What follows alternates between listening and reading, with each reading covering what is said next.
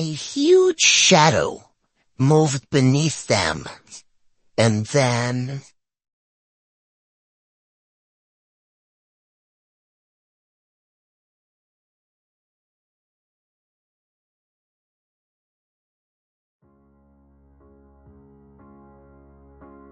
The Thompsons weren't the kind of family to believe in ghost stories.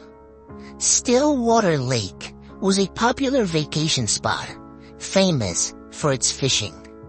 Every summer, Greg and Liza Thompson took their two sons, Ethan, 14, and Jacob, 9, to the rented cabin by the water. It was tradition. But this year, something felt different. When Greg stopped by Riley's bait and tackle, the old man behind the counter gave him a strange look. "You're fishing deep this year?" Riley asked. Greg nodded. "Yeah, taking the boat out, looking for the big ones." Riley frowned. "Be careful." Greg chuckled. "Afraid I'll hook something too big?" Riley hesitated. "Something's been taking the deep water lines, snapping them clean. A man went missing last month. No body, just his boat, drifting, empty." Liza rolled her eyes when Greg told her. "Small town folklore, huh?" Greg agreed, but Ethan and Jacob seemed uneasy. "You guys don't actually believe this stuff, do you?" Greg asked. Ethan hesitated. "Did they really never find this guy?" Greg smirked. "Maybe he caught a fish so big it dragged him under." Jacob's eyes widened. Liza shot Greg a look. Not funny. That afternoon, Greg and Ethan took the boat out while Liza and Jacob swam near the shore. The lake was too quiet. No birds, no wind, just the water. Greg cast his line. Ethan did the same. Minutes passed. Nothing. Then, Ethan's rod jerked downward, nearly pulling him out of the boat. Greg grabbed him. "Whoa, that's a monster." Ethan struggled. His pull bent at an impossible angle. Then, snap. The line broke. Ethan fell back, gasping. "What was that?" Greg examined the line. Not just broken, shredded, like something bit through it. Then, thump. Something massive hit the bottom of the boat. Greg peered into the water. A huge shadow moved beneath them. 20 feet long, maybe more. A fish? No fish got that big. Greg swallowed. "Let's get back." They rowed fast. The next afternoon, Jacob begged to take the boat out. Liza was hesitant, but Greg, still curious, agreed. "We'll stay near the shore." Liza and Ethan watched from the dock. Jacob sat at the front, feet dangling over the edge. Then, thump. The boat lurched. Jacob nearly fell in. Greg grabbed him. "Stay in the boat." Then, it surfaced.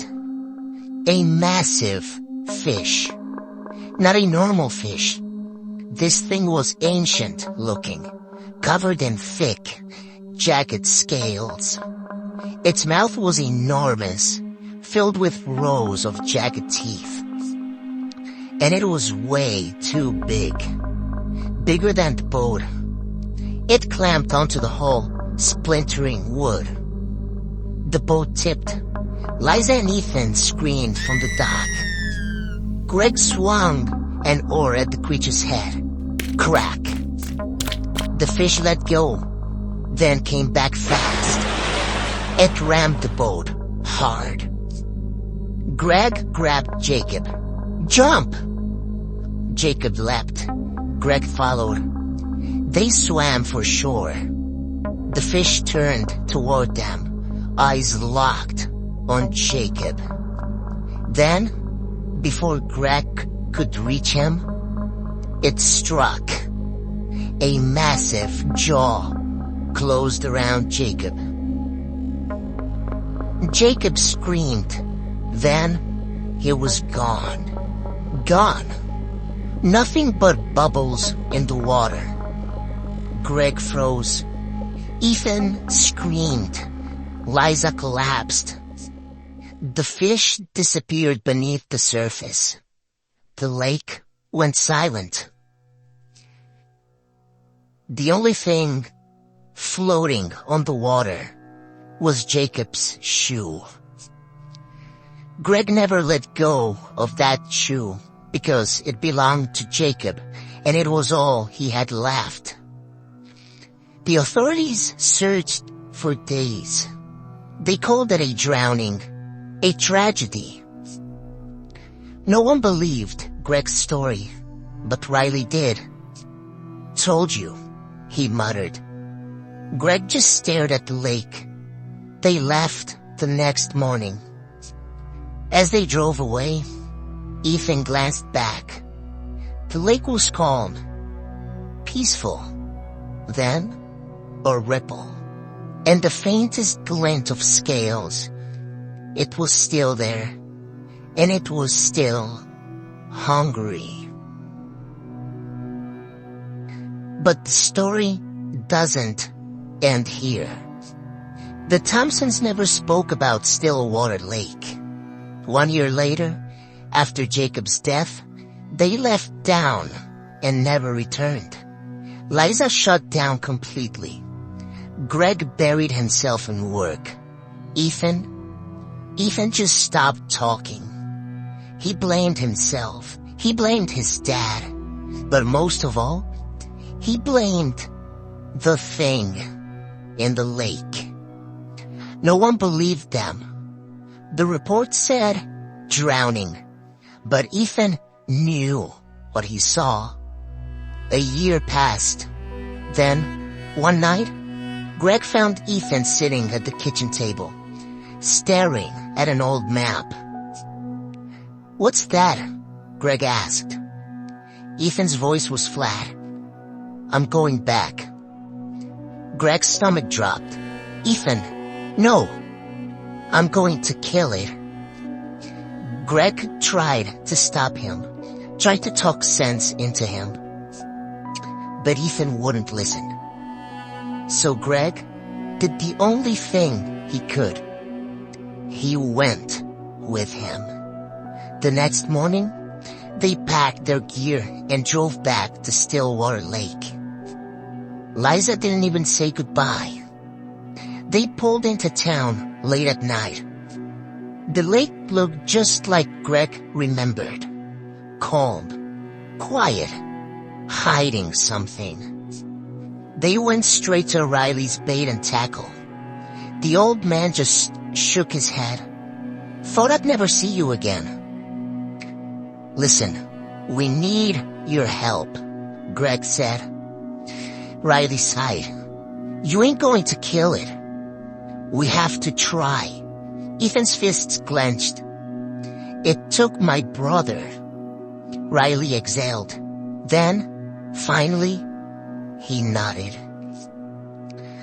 The plan was simple. Lure it out, then kill it. They took a motorboat this time, loaded with harpoons, rifles, and heavy-duty fishing lines. But they needed bait. Greg hesitated, then grabbed a cooler. Inside, fresh pig's blood. Riley gave him a look. Smart, but that might not be enough. Greg's jaw tightened. "Then we'll improvise." They set out before sunrise. Ethan sat at the front, gripping a harpoon. Greg stood near the motor. Riley held a shotgun. Greg poured blood into the water. It spread like ink, sinking into the depths. They waited. And nothing. And nothing. And nothing. And then, a ripple. Ethan tensed. And then, a shadow. It was back. The fish hit the boat like a freight train. Greg nearly lost his balance.